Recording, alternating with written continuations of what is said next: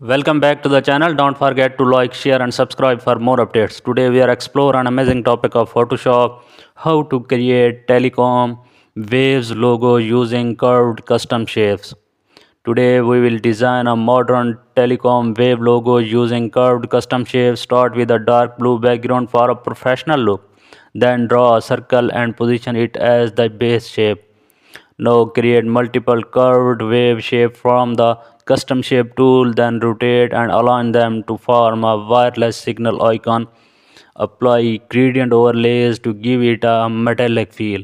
Now combine the shapes into a single group, then duplicate the wave for a layered effect. Add a brand initials in bold typography. Apply a neon glow for a futuristic touch.